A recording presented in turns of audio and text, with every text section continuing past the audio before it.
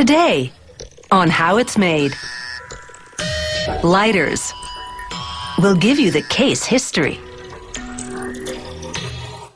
It's a case for combustion. Spin the wheel and you have an instant flame. Flip the lid and the flame is extinguished. A version of the lighter first appeared in the 19th century.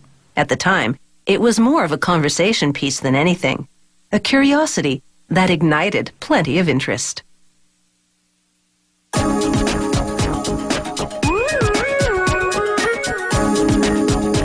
Lighters aren't a novelty anymore, but they're still a hot commodity.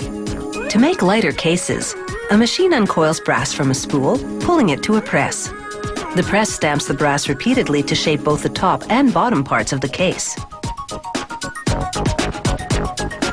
A worker collects them and places them on a revolving table. Another worker slides on a hinge to link the top and bottom pieces.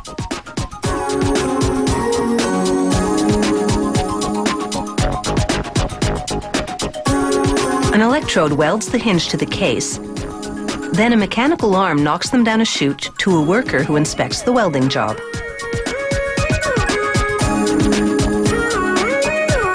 As the cases move on a conveyor system, they get a quick buff to prepare them for plating. The lighter cases are now plunged into a series of washing solutions and rinses, followed by a nickel solution, then a chrome one. It's the finishing touch for the lighter cases. It's time to move on to the inner workings. A die shapes a piece of steel to make the inside cases.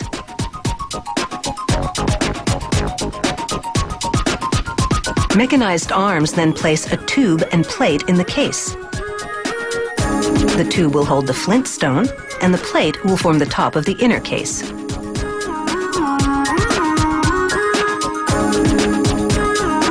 Epoxy seals them in place, and the cases move through a curing oven to harden the epoxy. A worker arranges a pile of flint wheels so that the teeth are in the proper direction.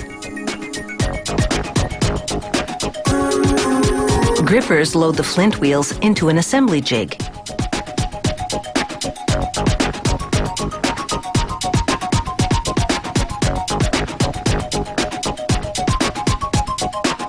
These cams will eventually act as a catch for the lighter lid.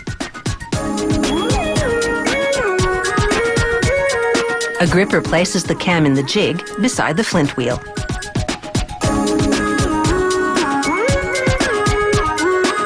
The assembly jig now receives little brass eyelets between the flint wheel and the cam.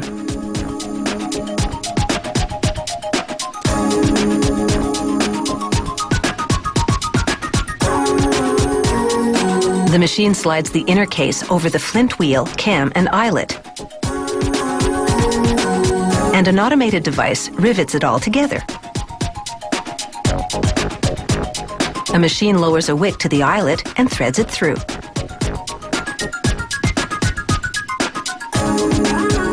Blades move in from the side and snip the wick.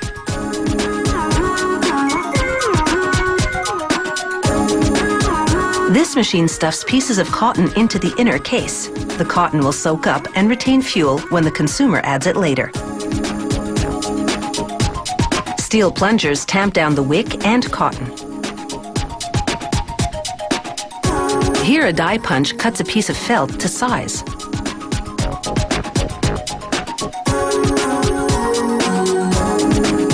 Automated arms pick up the felt and shove it into the top of the inner case.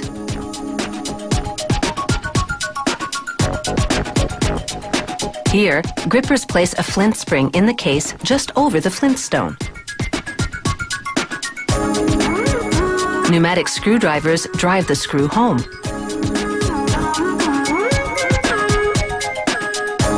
A rubber wheel spins the flint and sparks fly as a light sensor checks their intensity.